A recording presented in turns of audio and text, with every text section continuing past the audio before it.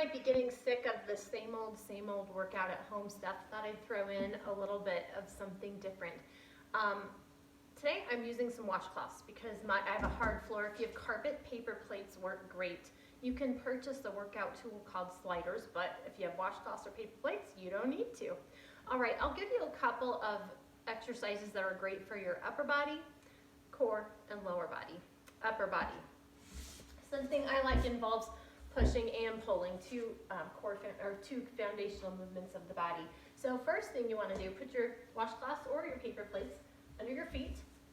Get into a nice strong plank, and you're going to walk your arms forward, backwards. So you're pushing and pulling. Now if you want to make this a little bit more difficult, you can throw in a stagger push-up at the back, and 1, 2, 3, stagger push-up, back, 2, 3, stagger push-up. Feel free to do a push-up down, switch to knees, and come up as well. That's another way to modify. Here's another one I like to do. You only need one washcloth or paper plate. I am not strong enough to do this entirely on my feet, so I will do a modification. One hand on a washcloth, nice tall plank. Push up with your arm going forward, knees down, and back up. Obviously, if you can do the whole thing on your toes, do the whole thing on your toes. Okay, here's something I like to do for my lower body. Washcloths or paper plates under your feet. Lie down, butt up to a nice bridge position. Be sure your hands are up. We support our body with our hands when they're, and our arms when they're down. So arms up, get rid of that support. Feet back and forth. It looks a little silly, but it really does work your hamstrings and glutes.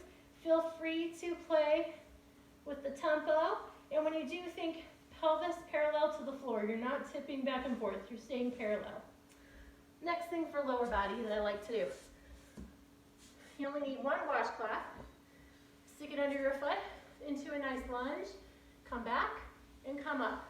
I like this because you can really play with the friction under your feet and emphasize bringing that leg back against some tension. Feel free to play with the tempo here. You can hang out down here for a lot of pulses. You can make this drag up really slow, really putting some emphasis into your quads on the way up, hamstrings as you're coming down. All right, for your core, here are a couple of options for you. You can play with mountain climbers a whole lot of ways here, and it will work your core. So there's the traditional back and forth. There's the spidey climber, where your knees are coming outside of your arms. And then you can also cross your knees underneath. The idea here, your body stays nice and parallel to the floor. If I had a glass of water on my back, it wouldn't be sloshing and spilling out. All right, the other thing I like to do, sitting sideways, turn my torso to the side. This is called a mermaid. So up and down, again, playing with that friction to make it a little bit more difficult. Ditch one of the washcloths. Arm overhead and really bring your body back up. There you go. I hope that gives you a little variety to your home workouts. Have a great day.